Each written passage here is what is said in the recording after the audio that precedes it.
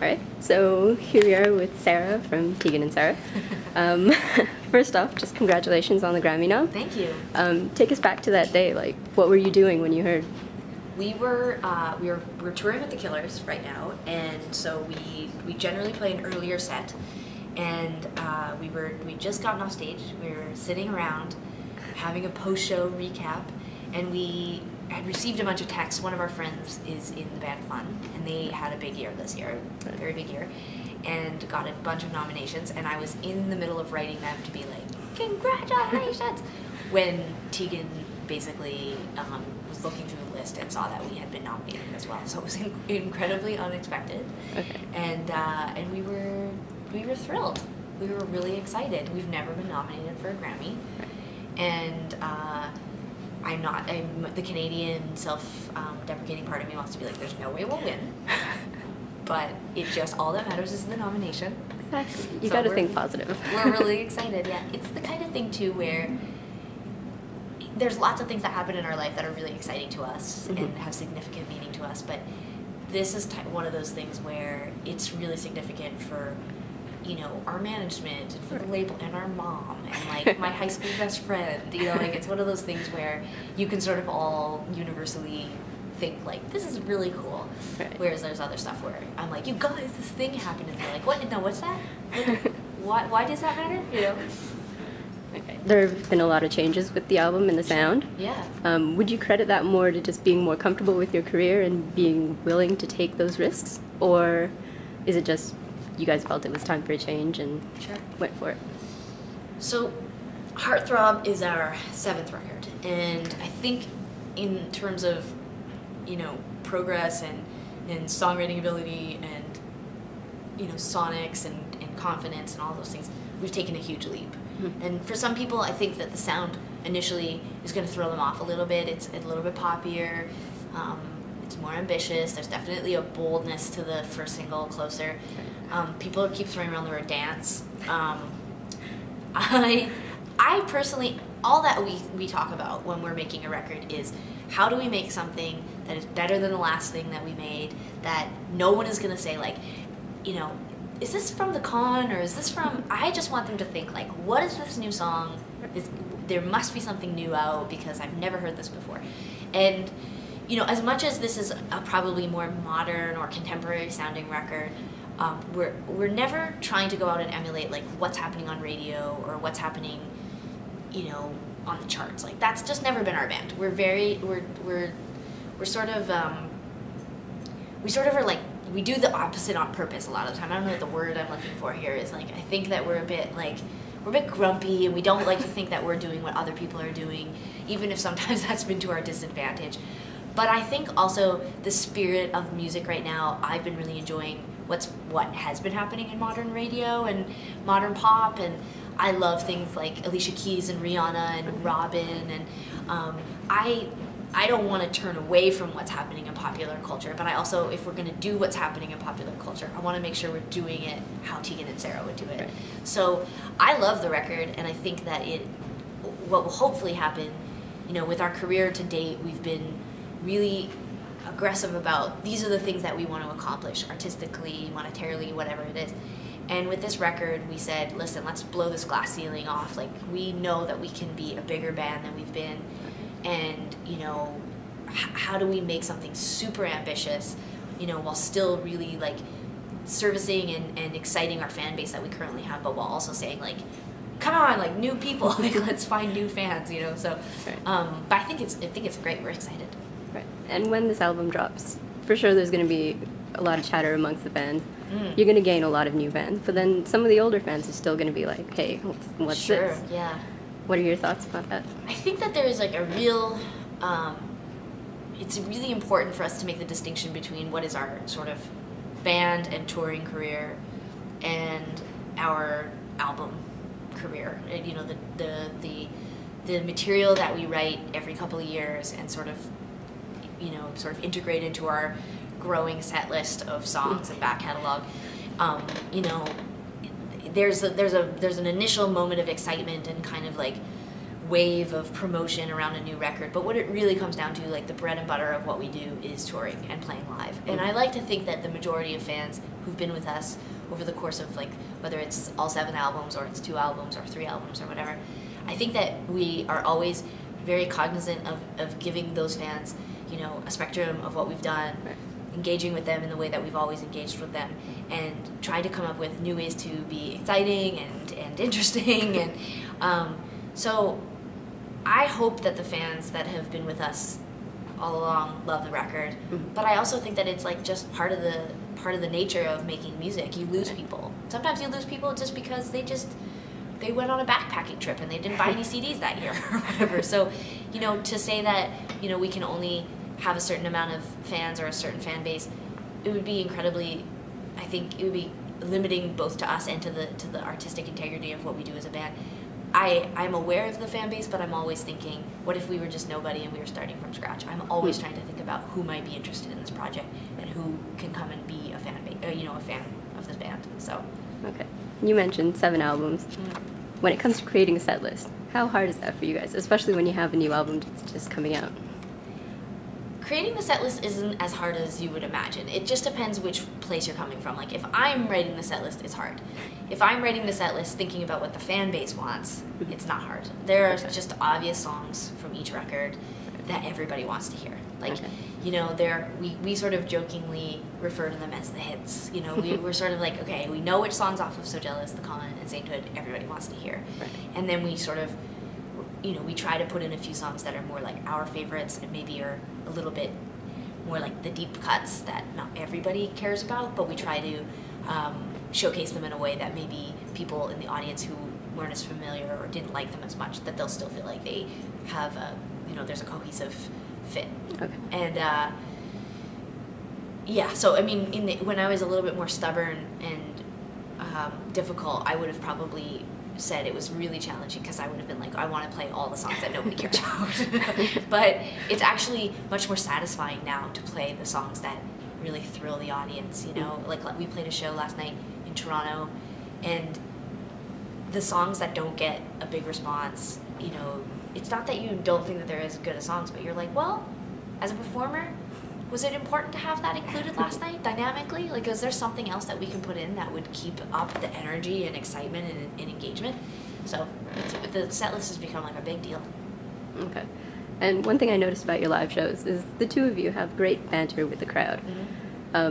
Is there, and usually when you're talking to the crowd, they do respond. Is there any situation where that happened that, like, just very memorable for you? Like, the back and forth between the crowd and yourselves? It's so hard for me to zero in on like one story or one moment on stage that has felt particularly good or bad or funny or whatever. Just so many shows now, it's really it's really hard. But the general feeling is that we have an audience that is interested and engaged, and in those moments when we're talking to them or we're sharing a little bit of what happened during our day or a little bit of backstory on the band or the song, it's another layer for us to reveal to the crowd and sort of to, you know, engender them to the project or to the story. So we try to do it in a way that's a little less rambling and selfish, I think, than we used to. Like, we would just go on and on and on and on. And I think for a small group of people that was really exciting. But looking back on it now, like, as we've developed as performers, I think it's important to interject, you know, like here and there, and to do our little cute banter here and there. But it's also just, as the body of work builds, you know, it's precious time on stage, and I'd rather be playing the music. So it's a balance. It's a balance in doing what we know we do well, but not doing it too much. Okay. And just going back to the new album again, you guys released the music video for Closer just a few weeks ago. How much fun was it to make that video? It looked like it was a lot of fun. It was really fun to make the video for Closer, although we weren't really needed for a lot of the shoot. We did a lot of the background extras stuff before, and then Tegan and I kind of just like went crazy and danced and sang for like 2 hours. Jumped on the trampoline, swang on the swings. What's interesting about the video for me is that I have a tendency to probably want to make things a little bit darker or a little bit more alternative or strange, and the simplest videos really just resonate with most people. They just really do. It was a very simple idea. We wanted to sort of recreate a version of our teenage years, you know, something sweet, probably far less sinister than the way we were when we were actually teenagers and up to no good. But still, something that sort of like spoke to that, you know, like when you're just like, you just loved being with all your friends and hanging out and having fun and dancing and being silly. I probably wasn't like that after elementary school, but these teenagers were excellent at that, and they really seemed to capture, you know, just a youthful sweetness that I think that the song, you know, it really has that quality. So it was fun, and we really do karaoke all the time, and that is my karaoke face and my dance moves. Okay. Do you have a go-to karaoke track, or? I do. I love to karaoke to anything by Bon Jovi. Just put on a Bon Jovi track. I'm like all over that. I love it. Specifically, shot through the heart, but really anything. I could even do always. It's not, people don't even like that. They're like, that's new Bon Jovi. It's terrible.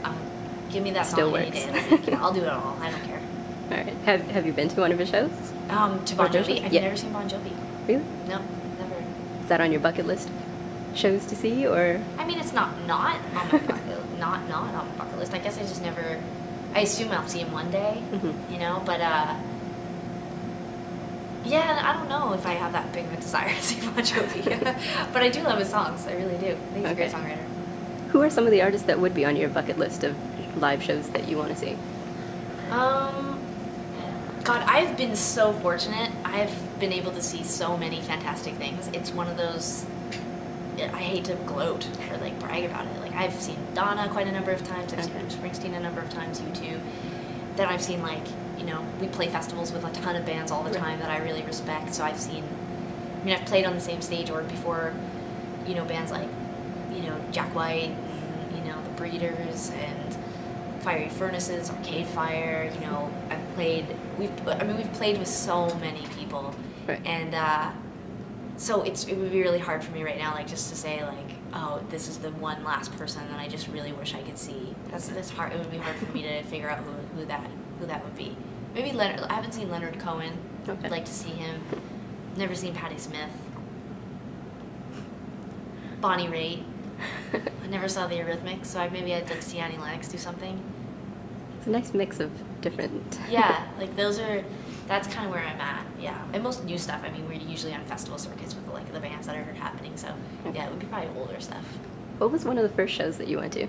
The first show that I ever went to was New Kids on the Block when I was 9. All right. That was my very first show. Unless you count, we grew up in Calgary, and I remember when I was really little, Katie Lang did like a mall concert, and we just happened to be at the mall, so I guess in a weird way that was my first concert. But New Kids on the Block was the first show that I bought tickets for, was really stoked about, went, bought the t-shirt, cried. It was a big deal. Can't fault you for that, though. But then the next one I went to was the Smashing Pumpkins, so I mean, it was very different. I was had eclectic interests as a child. That's always a good thing. Variety is a good thing. And I guess finally, just with 2013 around the corner, aside from the live shows and the new album, what else can fans expect from Tegan and Sara? Yes, there's going to be a tremendous amount of touring around this record, so we will be doing a lot of that. And you know, I think it's for us, it's like staying creatively stimulated, like the shows, the production, you know, new videos, just trying to just keep the you know, the artistic part of myself satisfied. You know, we spend so much time writing the songs and recording them that when you get out on tour, sometimes there's these, you know, massive stretches of time where you're not really doing anything besides like waiting for a show or waiting for an airplane or like waiting for the food to arrive backstage. So it's all about for us creating projects that are both entertaining for ourselves and then for the fan base. So, and then, you know, thank goodness now with all the technology, recording technology, we're able to do a lot of writing on the road, and we've enjoyed so much working with other artists and collaborating that I think everyone should be fully expecting some of that to happen again as well. 2013, 14. Yeah. All right, and I'm just going to add another question now. Okay. You mentioned collaborating with other artists. Yeah. Are there any artists, like any collaborations on the horizon that you're already working on, or a wish list maybe? You know, there's always a wish list. I'm not currently working on anything that I'm like fully ready to disclose, but I just enjoy the opportunity to write songs with and for other people, and sometimes, you know, that comes to fruition and sometimes it doesn't. But I think with it, when it comes to collaborating, it's a little bit different than my like who I want to go and see playlist. It's more of a, you know, what are the strangest combinations I can come up with in my mind. I just don't like the idea of working on collaborative stuff with people who make a ton of sense, you know, like, I mean, I do. I mean, there have been things that have been really satisfying, but I'm always thinking like, I want to do the like really strange collaboration that people just don't expect. Okay. Like, that's what I get interested in. All right. Yeah. So I we'll gotta think about that. We'll look forward to the different surprises. Just something wacky that you just didn't expect. Yeah. All right. Yeah, Cool. exactly. Thank you.